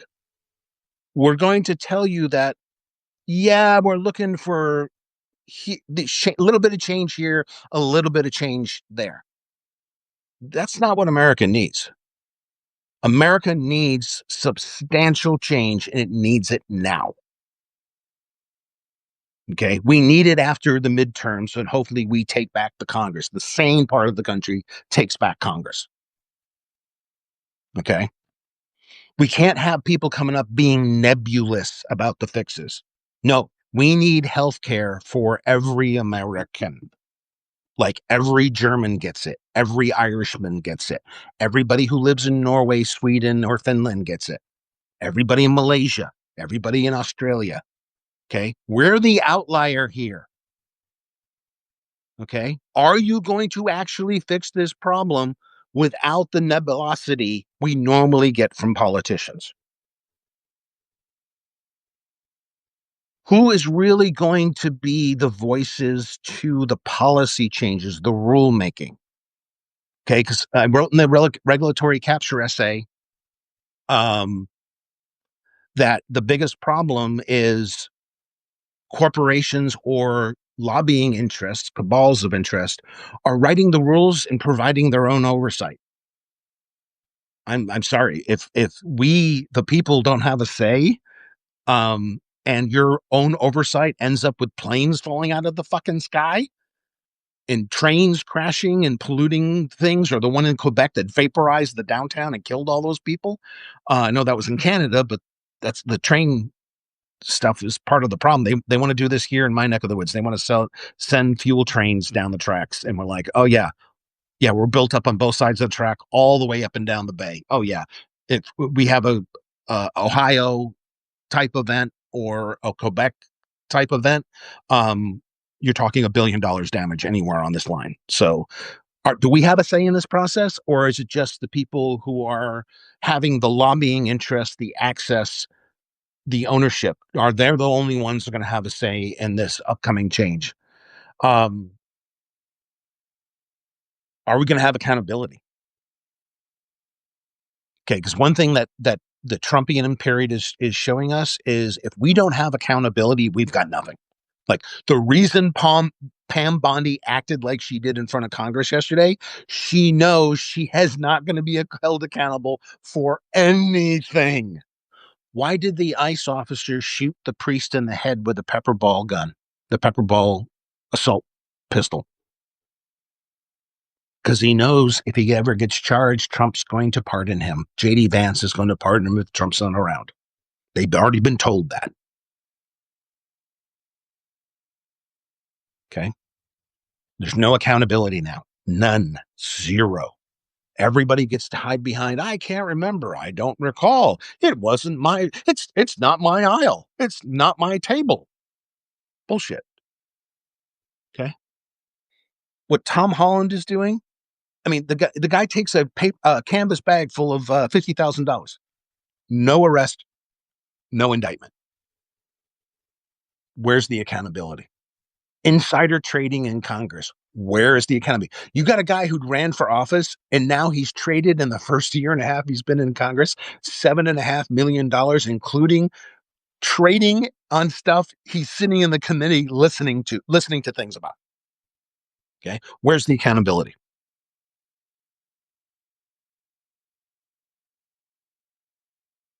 Okay, when you have massive regulatory failures, are we going to address the core of the problem? Okay, the fox watching the hen house most times. Okay, or what I wrote in the essay, the referee not getting dressed in the ref's locker room. You're getting dressed with the team they want to win. That's wrong. How about some accountability? Are we going to stop telling people that the quality of life and the standard of living has to fall year after year after year on this austerity crap? I'm sorry, there's no austerity for Musk or any of his companies. Okay, that Doge period, every morning it seems somebody was waking up, handing him another 1, 10, $20 billion government contract. There's no austerity when you're a friend of the administration. There's no austerity when you want to invade Iraq. Okay, there's only austerity when you want to screw somebody. Are we going to get over the austerity politics and take care of people? I'm not saying socialism, okay? If you've watched me or read me, you know I hate communism and I'm a capitalist, okay? But you need a good, strong safety net. You want lower crime? Have a strong safety net. Have good health care, good mental health care, good education. Make sure you don't raise entire generations of stupid children who end up on the welfare rolls or in county jail or in state prison. Invest in schools, you will see lower rates of crime. Invest in great schools, you'll have much better outcomes. Now, as we look for anything that's going forward, do a quick list here. 5 questions that should force clarity here. Where's your money coming from? And if you're not willing to tell me, just fuck off. Who loses? Anytime you hear any politician, any podcaster, even me, say something, ask the question, who loses in this equation? Is this really a win-win, or is the middle class going to take it in the head? Is some disadvantaged group who already is having a rough time, are we going to make their lives miserable for somebody who's already doing great? Okay, look at every kid, my kids, the young engineers and technicians I work with, the work I always what is the thing you don't like about this economy now that you're out of college and you have to do adult things? Adulting is real for you now. What is the thing you don't like? They all hate subscriptions. They literally are telling me, I'm never going to own anything. Okay. Um, are you going to make the next generation coming up into the workplace, are you automatically going to make them a loser unless they went to Harvard, got an immediate six-figure job, and they never had one pay period of break in their entire career? Because without that, good luck not falling behind and not becoming part of the loser pool. Um, when you say that you want to fix a problem, like you want to fix regulatory capture, or you want to fix, consolidations of interests in certain industries, what's the teeth? What's the mechanism? What's the enforcement? What's the penalty?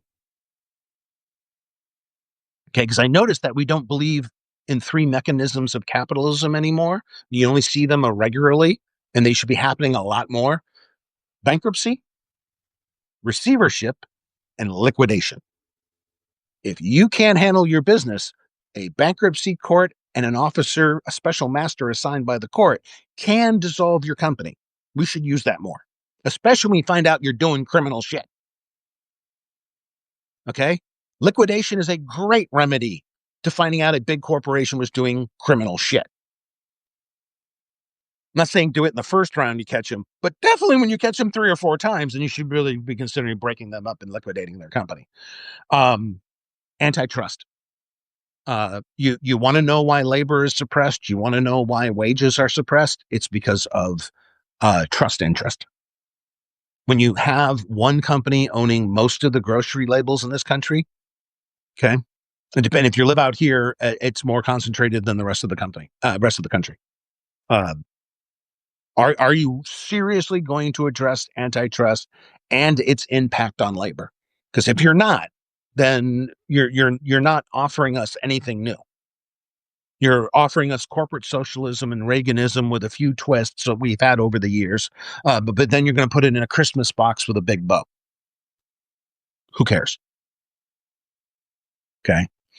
And like I said, and like I'm a big fan of private entrepreneurship, developing business countries. I don't want to live in East Germany. Okay. But that doesn't mean you don't need public options here, there, and everywhere. Like why we're so against like public transportation and high-speed trains. I lived in Germany. I remember taking the intercity trains. They were fucking awesome. Okay. You know how fast you can get from Frankfurt to Munich without the headache? Okay. I actually like taking a train better than driving or taking a plane. Okay. Again, the train was cool. I can sit there and read a book. I can drink a beer. I can go to the restaurant car and have lunch. Um, I can see the sights. Okay. And it's efficient. Okay. I went all over Europe on the train. Okay. 3.5 years there. Most of my travels were by train. The American attitude toward high speed rail is just like bonkers to me.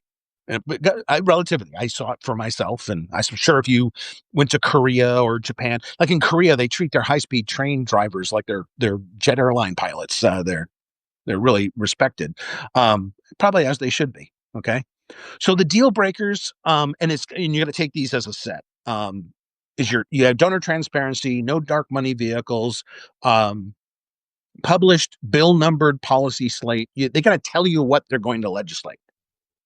Don't get out of this habit of passing frameworks or passing minimalist bills and having the agency write out the law.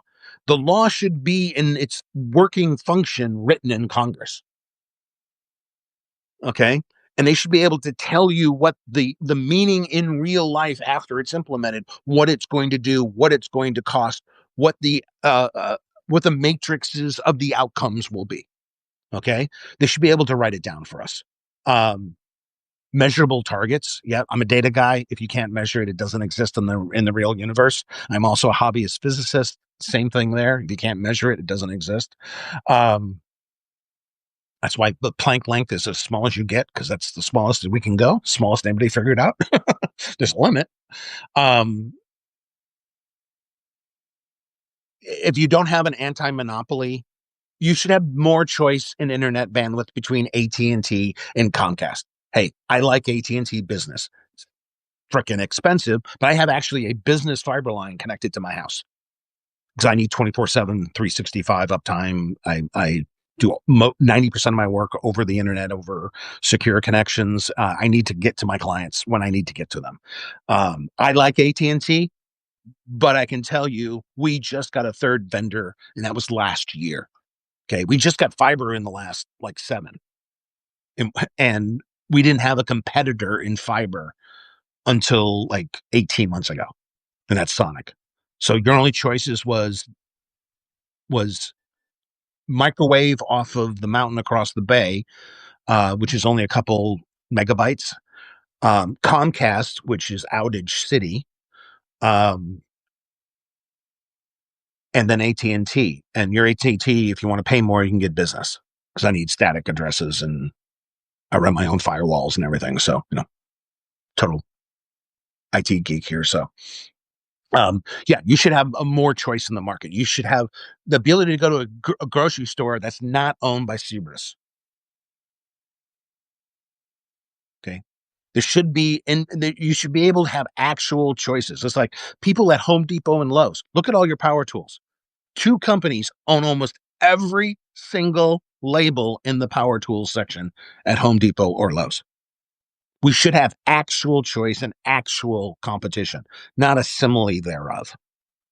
And the last thing is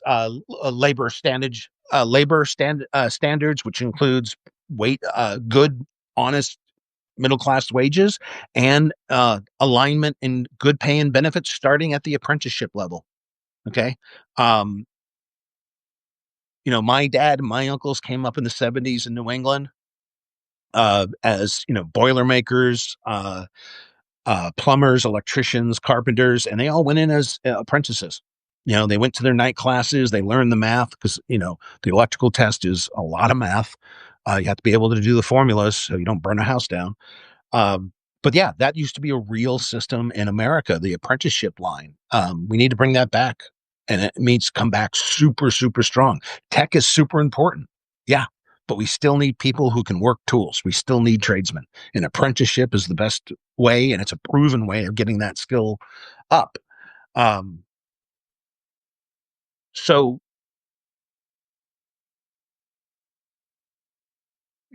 if we can't, Trumpianism is dying.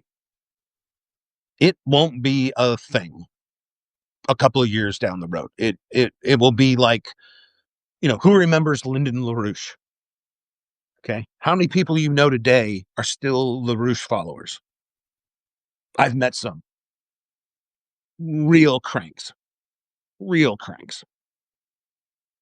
Okay.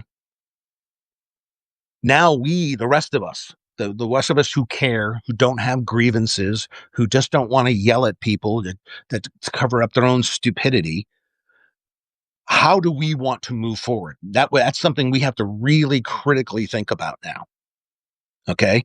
I don't really completely like either one of these. And I think, I have to sit down. I have to think more.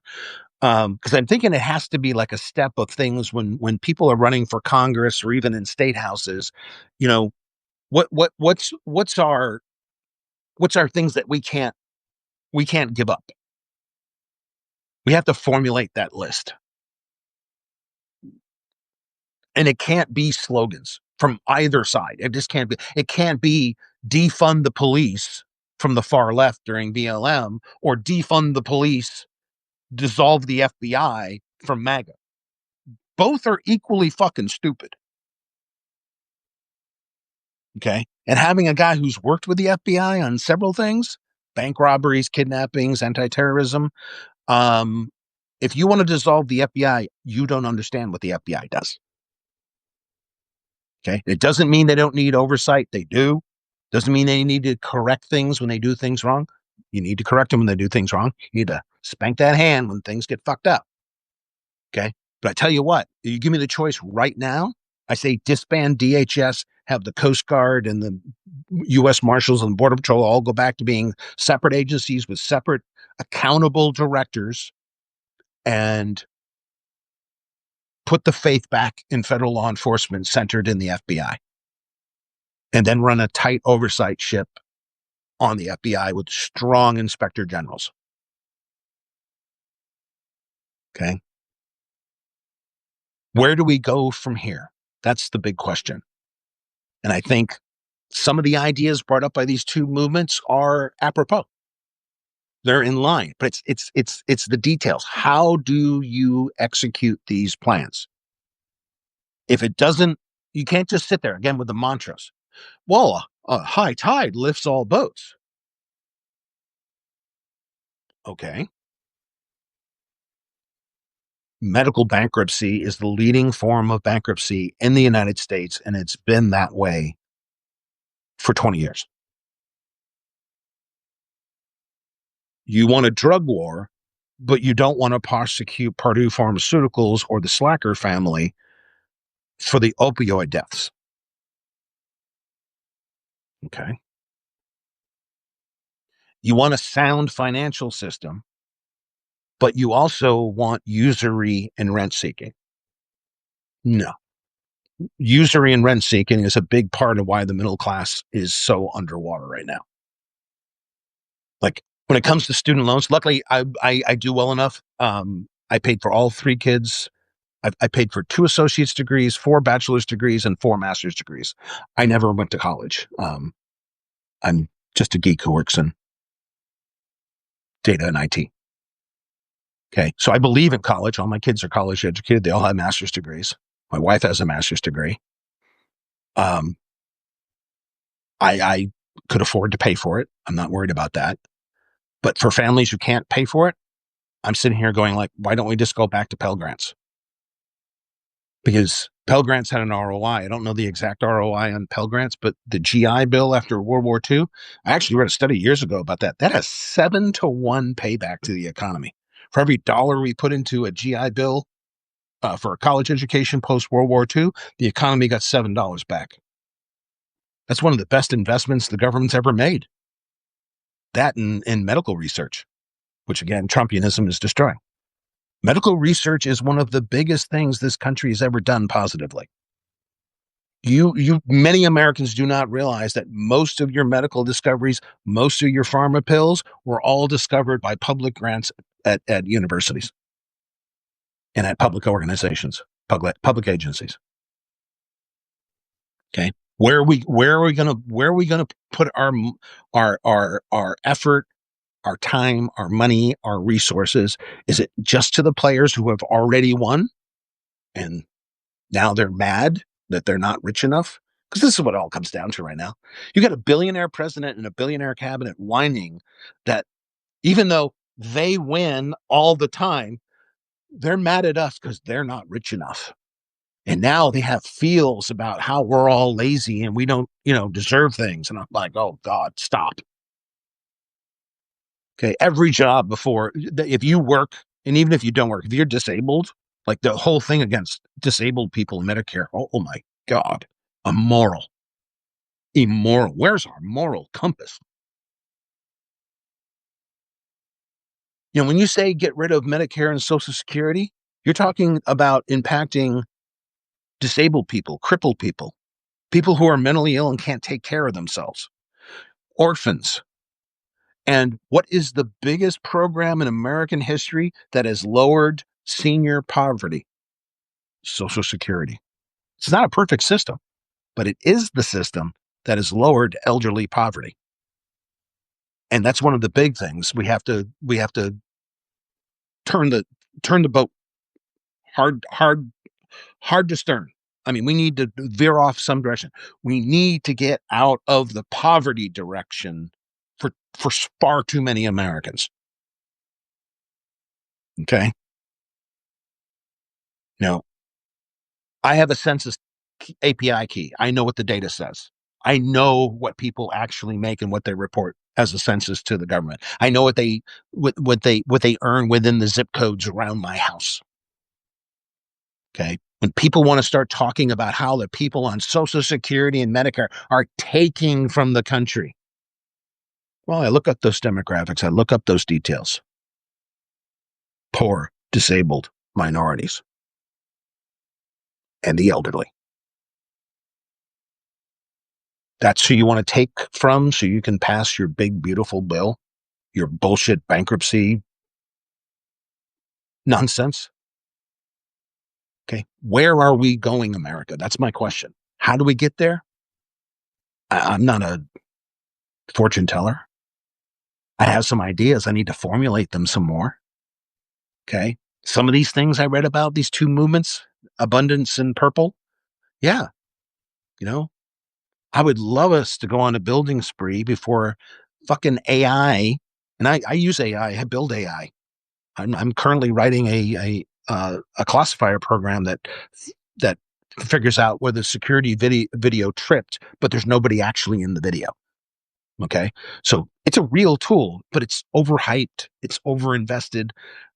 They're building these data centers who do not have the power locally. They're building them in locations where they don't have the power. They're building fabrication plants where they don't have enough water. Okay. We need to start thinking about big, big, big infrastructure projects. Okay. If the people that we are voting for can't think big and can't think now, they're not the people to transform us out of Trumpianism. Because here's the big warning for today. If we don't have something at the ready, it's going to get worse after Trumpianism. The next clown is going to come in with all the wrong ideas telling you, oh, I'm out for the little guy. Yeah, that's exactly what Dear Leader Porn Star Humper said. He said he was looking out for the little guy. And then in 2 terms, well, 1 term in 1 year of the second term, he spent $12 trillion on tax breaks on himself and his friends while telling you he's going to increase senior poverty, while he's going to increase working class poverty, even people who have jobs. We're going to take away your health care, even if you work. We're going to price you out of even rent, never mind owning a home. We're going to rig grocery prices through consolidation in the grocery space. Okay. Where do we go from here? If anybody has any ideas, throw them up in the comments when this video posts. I'm honestly ears wide open. But I know a couple of things, like if we don't build the next generation of energy and that isn't based on next generation nuclear, one will destroy the planet because CO2 is our worst problem right now. And nukes, the only thing that doesn't give us CO2 output. Okay. And we don't fix the transmission grids, including carbon fiber coated new high transmission lines, which are going to cost hundreds of billions of dollars. This new economy that the tech oligarchs are demanding, we simply don't have the energy. It doesn't exist. You can't fuel the AI boom on a diesel generator. 1, it's not physically possible. 2, if you could, the CO2 and the pollution output will, well, the pollution will kill the local people and the CO2 output will kill the entire planet. Because this is a funny thing. If you think climate change is untrue, then you really don't want to hear about the waste heat problem. That's an actual physics problem. We are introducing so much heat through our industrial age into the planet. If we keep it up without a way of getting this heat out into outer space, and there's theoretical ways of doing it, shooting it out with microwaves, or making metamaterials that emit the infrared band that's transparent to the nitrogen atmosphere. But we are capturing so much heat since the beginning of the industrial ages, just from the last couple centuries, that eventually we will generate so much heat on planet Earth, we'll boil the oceans off. Fun, huh? Yeah. So if you don't believe climate change is true, don't start reading about the waste heat problem, because that's far worse. That's 500, 1,500 years down the road, but yeah, that's at least in theory, a real potential problem. So we need big thinkers, people who are willing to do big things. Kill sacred cows. Okay. Um,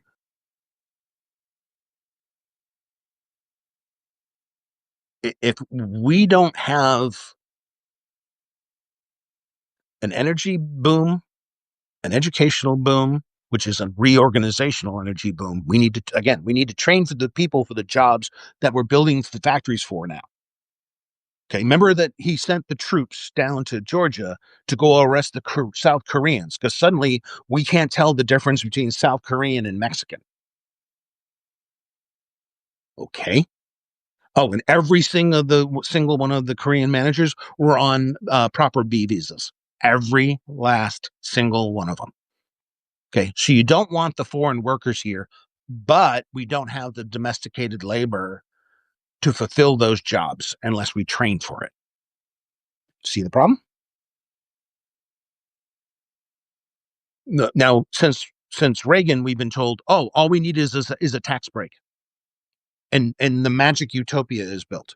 Well, the magic utopia is built in for Zuckerberg. Sure, he now owns 12 lots in Palo Alto and has built a compound larger than the one he has in Hawaii in Palo Alto, the most expensive place to buy land in Northern California. So, yeah, all the guys with the apocalypse bunkers in New Zealand and the, uh, uh, four houses in Europe, they can go to in case countries start to fail. Their utopias were built. Sure, the rest of us were handed a hellscape. How do we fix this?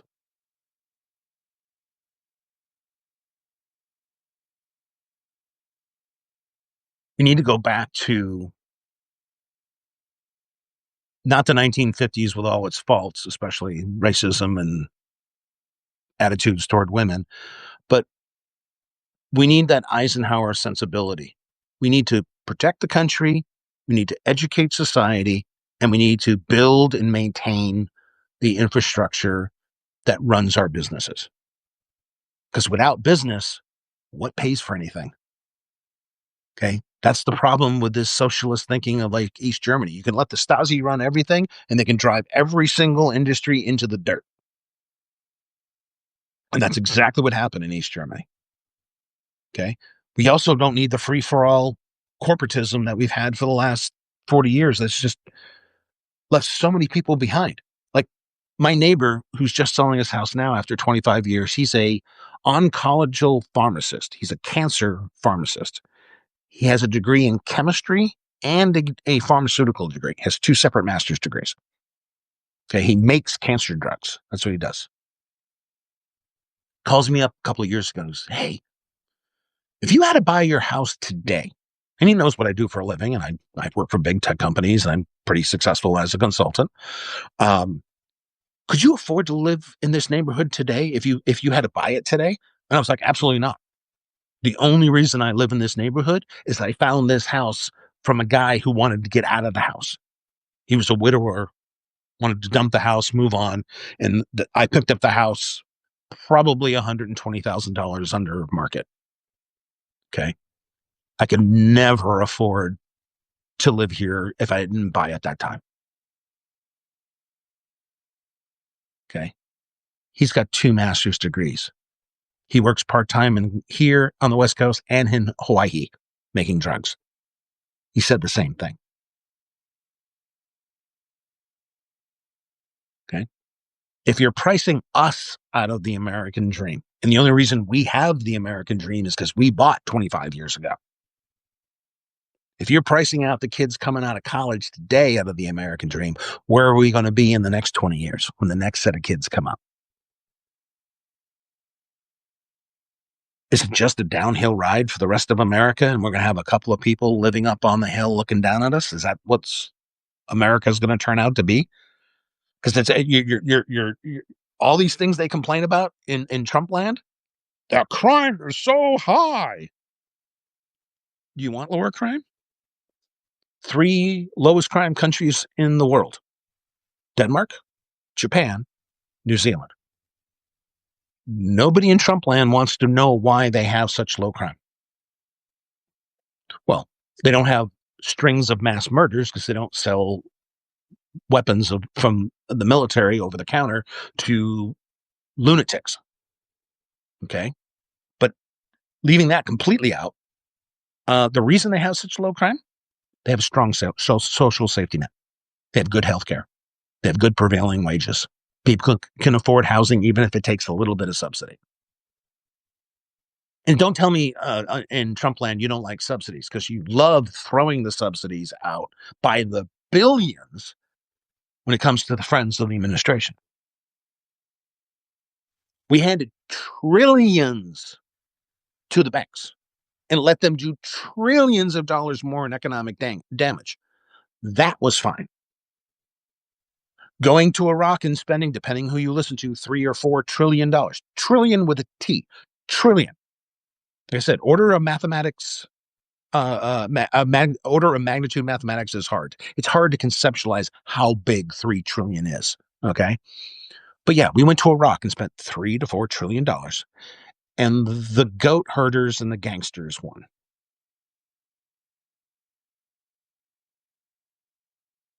Okay. So your problem isn't with subsidy or bad spending. So let's take the money we've been blowing on malinvestment. Let's stop with the shitty thinking that a couple of people like Zuckerberg and Musk are going to rescue the rest of us. Okay. Jeff Bezos is out for one guy, Jeff Bezos. Okay. And I don't care how many fucking yachts he owns, as long as he pays his goddamn taxes. Okay. That's why I'm a fan of a flat tax. 18, 19%, including FICA, all done. Everybody, every dollar gets paid like a dollar. Wrote a whole essay about that. Okay. Long as he got to pay his taxes, I wouldn't give a shit what he owned. Okay. But the fact is, the reason he just bought another yacht, because he doesn't pay his fucking taxes. Doesn't pay his taxes like we do. Okay. He's not paying 36%. He's not my son doing a part-time gig at college, playing piano professionally at concerts and meetings and get-togethers and stuff, paying 26%. They're paying 1, 2, or 3%. That's why you don't have money. That's why you have $37 trillion in debt. Like I said, it wasn't a spending problem. It was a revenue money. You decided to spend the money. That's said and done. You know? You can't put the calf back in the cow. You spent the money. What do you want me to do about it? Now you're going to have to collect revenue to pay for the bills. They just decided for 40 years, we're not going to pay our bills. Then they came down to local municipalities and counties and told, oh, you don't have to pay your bills either. Just get debt bonds from Wall Street, just like we do in Washington. Okay, the total debt is insane in America. And then you look at how much the public owes.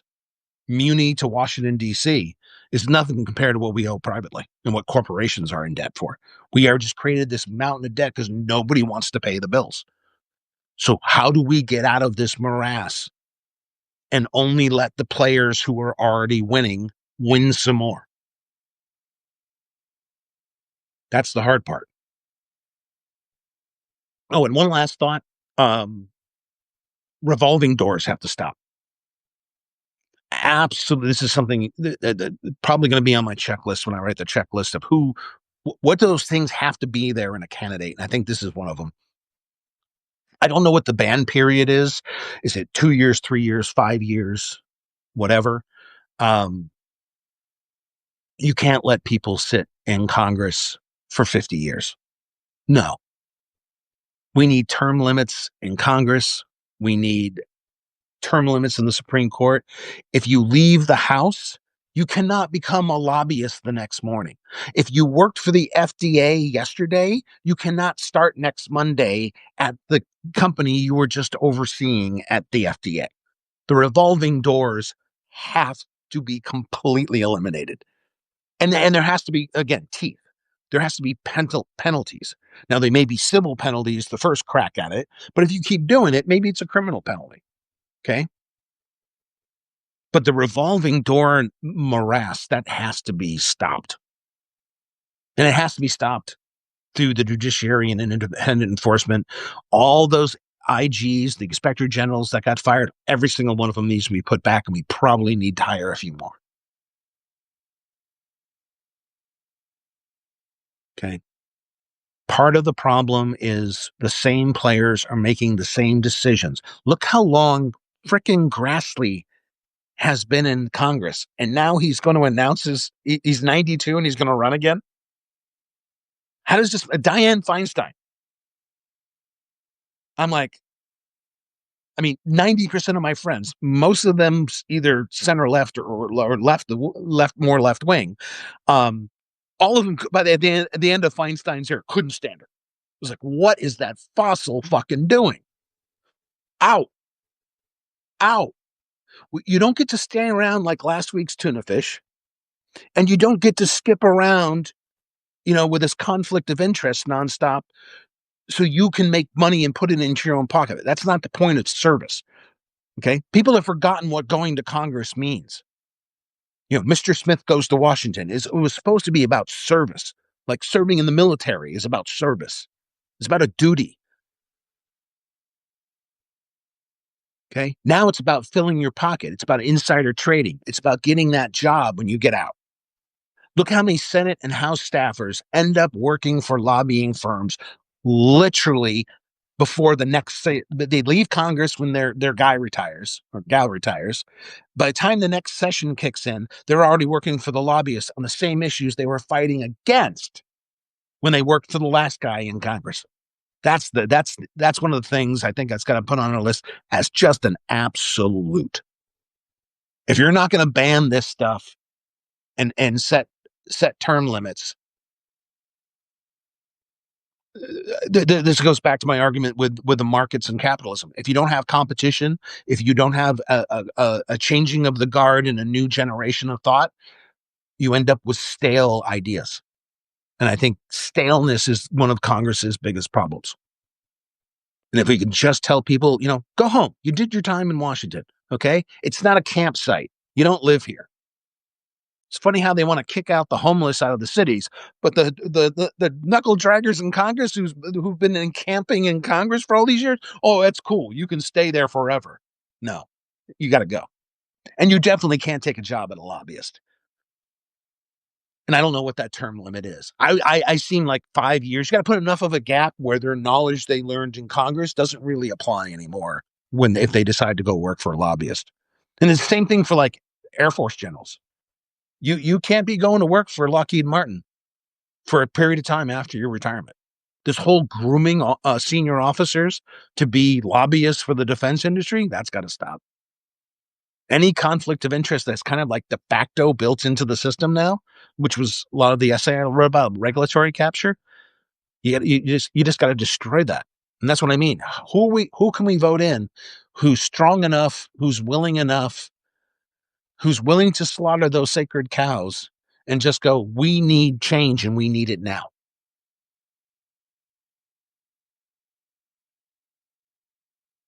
Because I think a lot of the bickering that's occurring with, good old regular common folks, the common clay, because we're all stressed out. I feel it. I make a good living. I feel it. I looked at my last grocery bill and went, holy shit. Grapes cost what?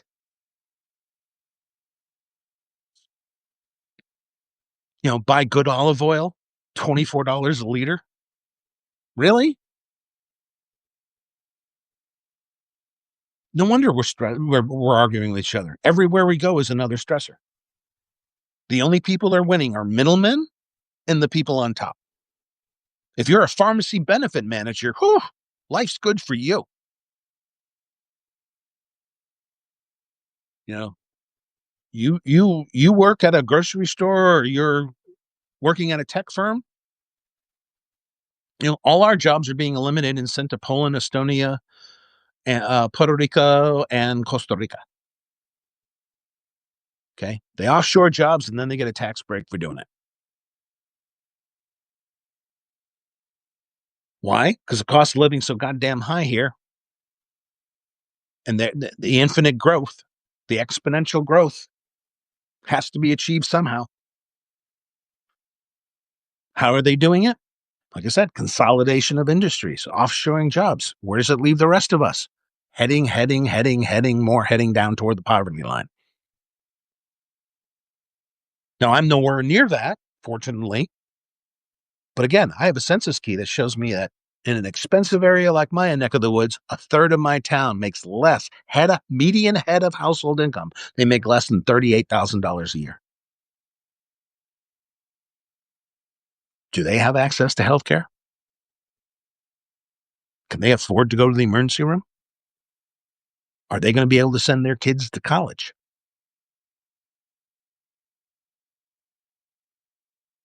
Bigger question for the rest of us: what society do we want for our kids and our grandkids, for our neighbors' kids? Because bringing the American dream back is actually possible.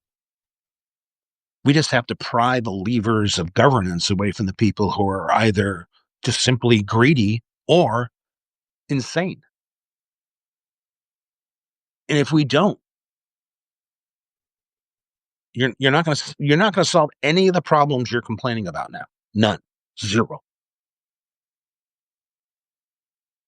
With that, until next time, think about it.